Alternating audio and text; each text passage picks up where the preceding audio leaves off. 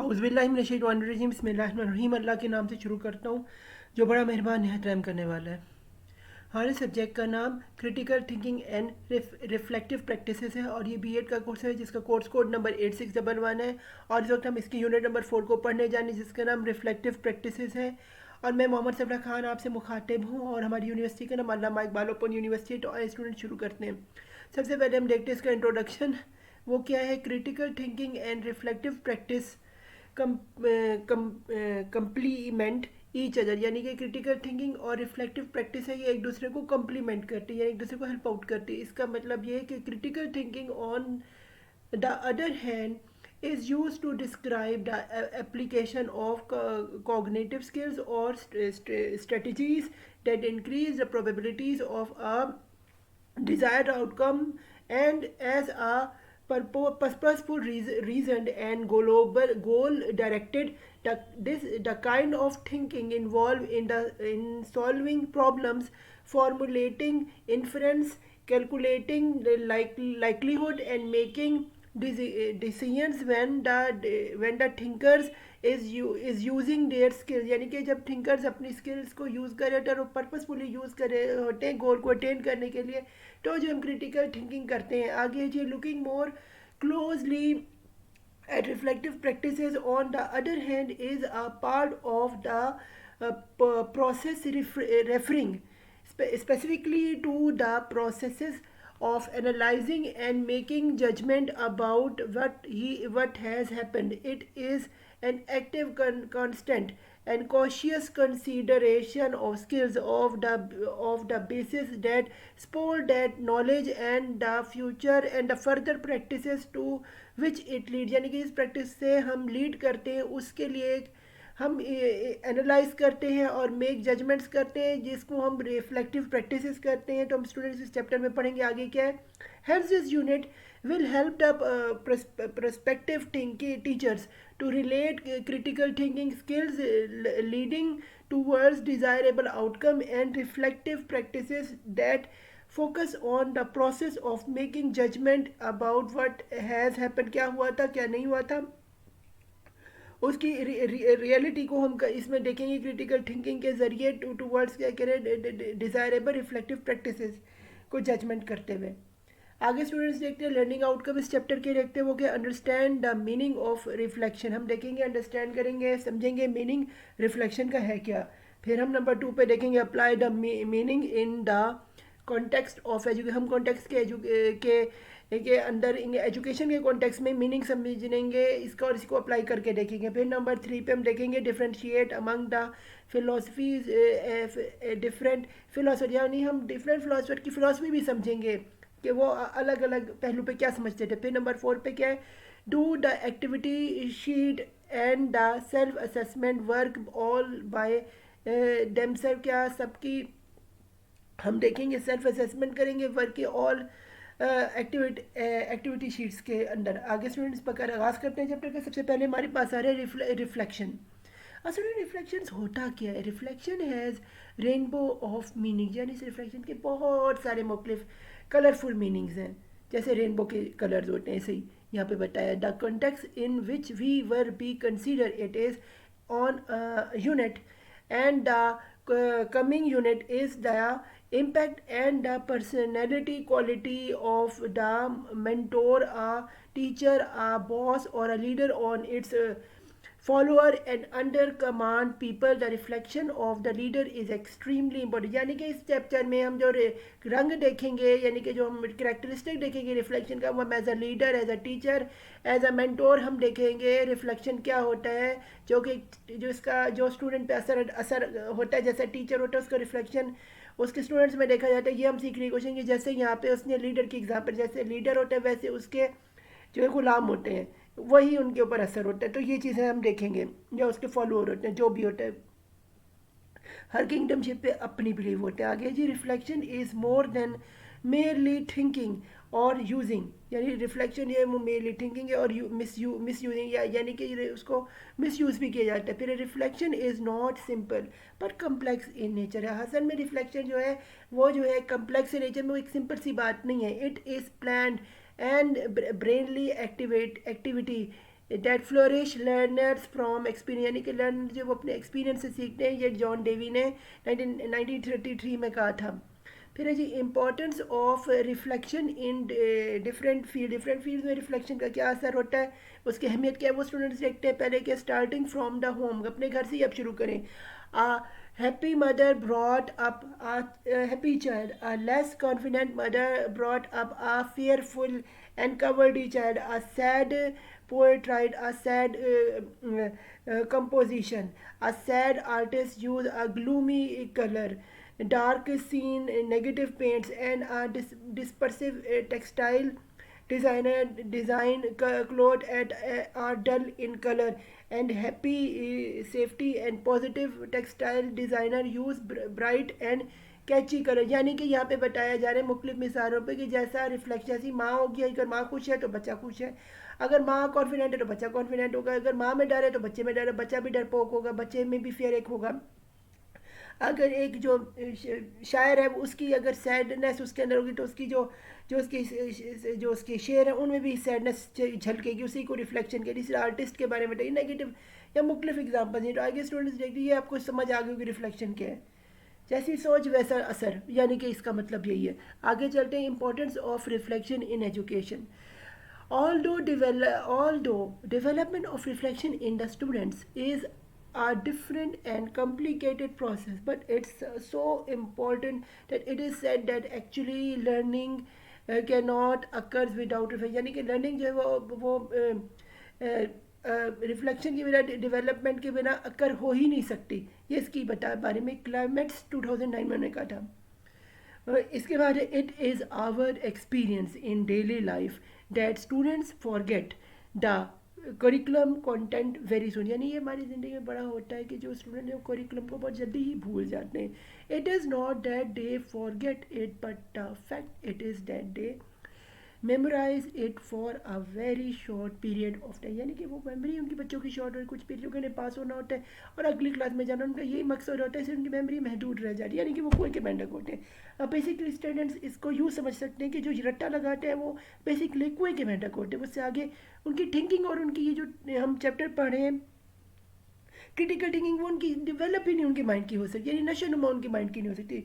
आगे चलते हैं the teachers converted the content and students memorise it mostly probably to appear in the exam, यानी कि वही बात टीचर जो है वो कंटेंट बना देते महदूद सवाल है। जैसे कि हमें आपको पता हम सब जो पाकिस्तान में स्टूडेंट पढ़े उनको 20-30 सवाल दे रहे कहे जाते थे, इनमें से 10 आ जाएंगे, ये 30 के 30 याद कर, तो बच्चे उसी मेमोराइज करते आगे पीछे कुछ देखते नहीं है, तो जो वो है वो पास कर ले, इसीलिए उनकी मेमोरी वहीं तक स्टॉप हो जाती है। मेमोरी की जो नशो नुमा है वो हो नहीं सकती। फिर है जी एग्ज़ाम में मार्क्स वो ले लेते लेकिन ज़ाहिरी मकसद हासिल करने की बात नहीं, मकसद वो नहीं हासिल कर सकते, ये मसला होता है। इसलिए वो तरक्की पजीर ममालिक से पीछे हमारे स्टूडेंट रह जाते हैं आगे जाके जब वो जॉब कैरियर में जाते हैं। आगे के we must not assure children for forgetfulness, हमें ये नहीं भूलना चाहिए।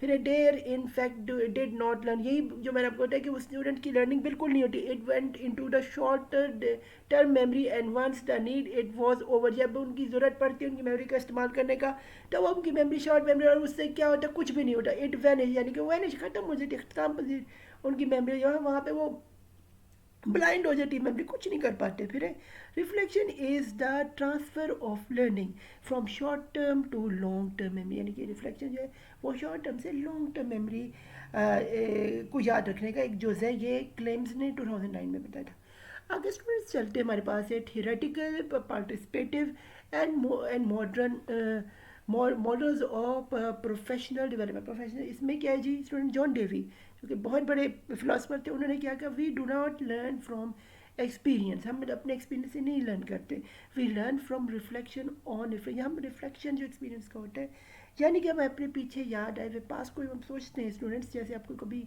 किसी से मोहब्बत हुई, किसी से नफरत हुई हो, तो आपने देखा होगा हमें बार बार वो जो चीज़ है वो जाके हम सोचते हैं, लेटे में वो चीज़ याद है, तो वो चीज़ हम पे असर वो, बल्कि जो चीज़ हम सोचते हैं वो हमें नज़र लगा रही होती है, वो जो नज़र लगा रही है एक्चुअली वो नज़र वो रिफ्लेक्शन होती है जो हम पे असरअंदाज हो रही होती है। यही जॉन डेवी ने यहाँ बताने की कोशिश की कि we do not learn from experience, we learn from reflection on experience, यानी कि वो जो असर वो जो नज़र हमें लगी होती है हम उस एक्सपीरियंस से सीख रहे होते हैं।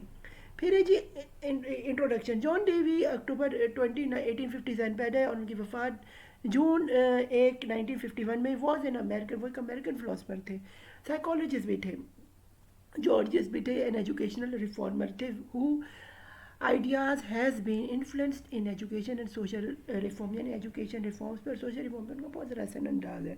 फिर जॉन डेवी ऑन रिफ्लेक्शन, इनका क्या है जी रिफ्लेक्शन पे क्या कहना है, वो यूं है कहना है। नंबर 1 पे the first stage is knowing a perplexity. It started when an individual responded to suggest an idea that she confront with a problem, यानी कि जब एक इंसान को आइडिया होता है कि वो कैसे आइडिया से जब उसको आइडिया का पता चलता है कि इंडिविजुअल को सुजेशन से, तो इससे जो है इसकी बुनियाद उसको होती है। फिर है जी फिर वो प्रॉब्लम को सॉल्व करता है। फिर नंबर 2 पे क्या है, elaborate is the second stage, elaboration करना सेकंड स्टेज होता है। Soon after confront problems the individual recall the previous experience, its pros and cons, negative and positive, यानी कि नेगेटिव और पॉजिटिव जो एक बंदा के जो पुराना एक्सपीरियंस है वो उससे निकाल के आगे बढ़ता है, उसकी प्रॉब्लम सॉल्व करना चाहते हैं। फिर in the light of elaboration the person set the hypothesis what happened when and how and what was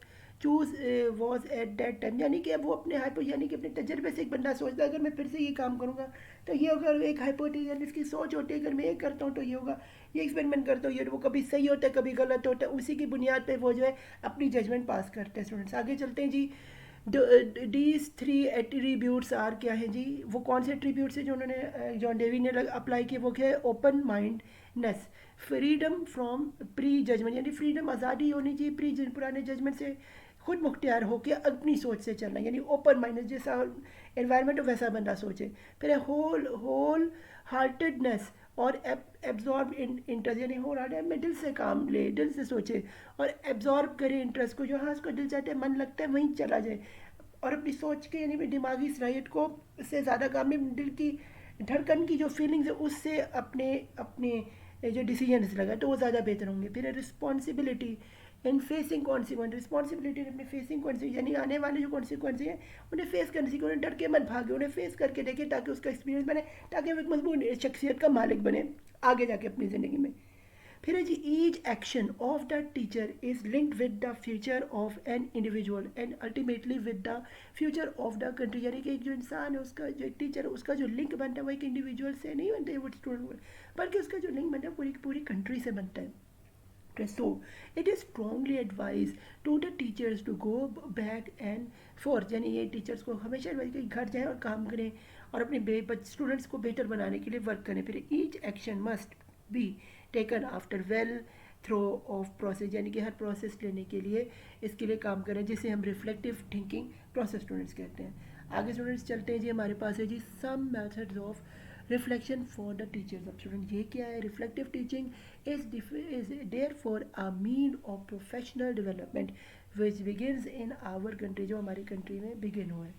फिर some of the methods of reflection that can be used by our teachers are, वो कौन से हैं।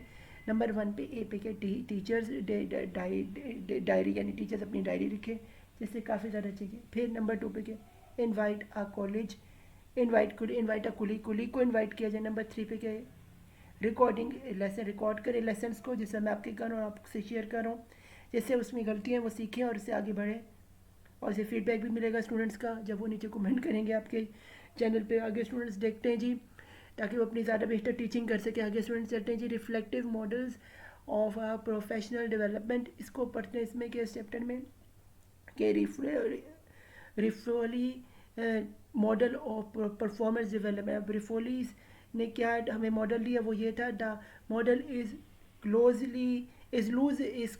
लॉसली based on स्वॉट analysis, यानी स्वॉट analysis student होता है स्ट्रेंथ, वीकनेस, अपॉर्चुनिटी और थ्रेट को, इन तीनों को जब हम मिलाते हैं इसका मुखफा होता है स्वॉट एनालिसिस, तो वो किया जाता है हर बड़े काम को करने से पहले।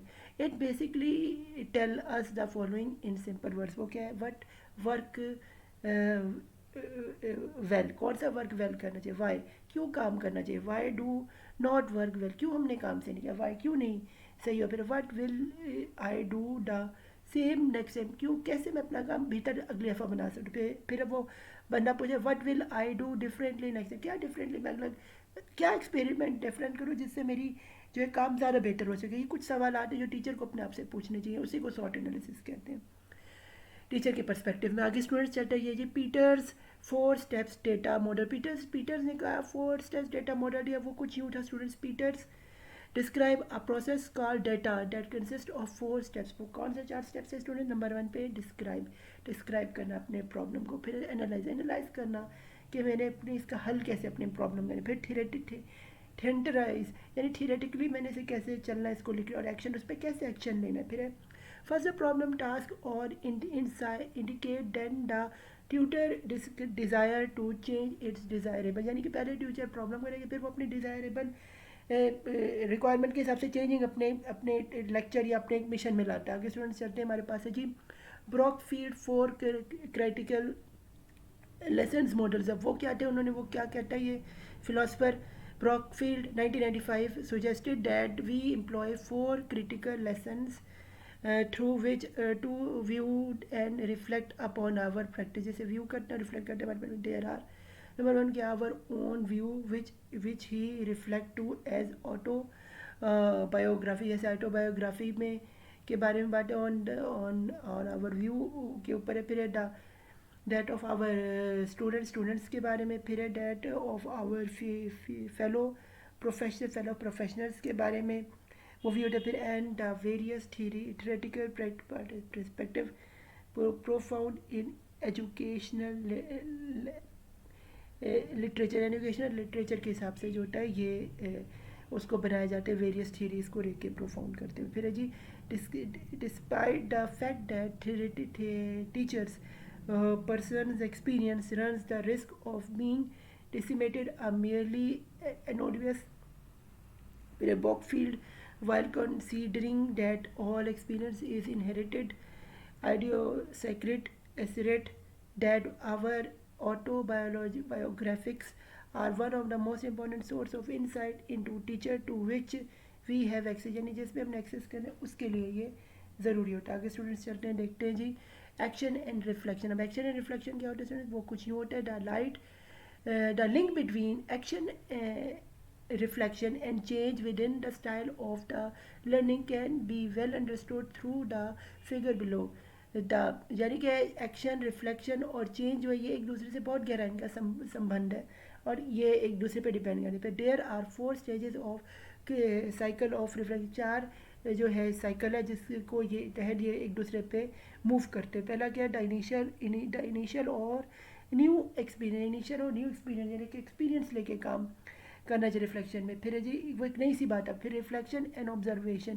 पहले रिफ्लेक्शन देखिए उस काम का क्या असर है और फिर ऑब्जर्वेशन, अपनी ऑब्जर्वेशन यानी गौर फिक्र करें, उससे आप जो है ज़्यादा अच्छी अपने रिफ्लेक्टिव काम को समझेंगे। फिर development of a new concept, फिर डेवलप आप कर सकते हैं न्यू कंसेप्ट को, उस नई ईजाद को आप शक्ल में तश्कील कर सकते हैं। और फिर एक्सपेरिमेंट है, फिर एक्सपेरिमेंट करते हैं बंदा 100 बार 4 बार 5 बार गलतियाँ करते हैं, 6ठी बार सही हो जाता है। ये जो एक्सपेरिमेंट है इससे एक्सपेरिमेंटेशन इसके ज़रिए बंदा कामयाब होता है। तो फ़ी अमानिल्लाह। यहाँ हमारा चैप्टर नंबर 4 अख्ताम पजीर होता है BEd का। हमारा कोर्स कोड 8611 था। मेरे चैनल मोहम्मद सफला खान को सब्सक्राइब करें और मुझे सपोर्ट करो इस ताकि लेटेस्ट वीडियोस देखने के लिए मेरे चैनल का बेल आइकन दबाना ताकि आप मेरे जब भी मैं कोई नई वीडियो डबाऊँ तो आप उससे मुस्तफ़ीद हो सकते हैं। फ़ी अमानिल्लाह, मुझे दुआ में याद रखिएगा। अल्लाह हाफिज़।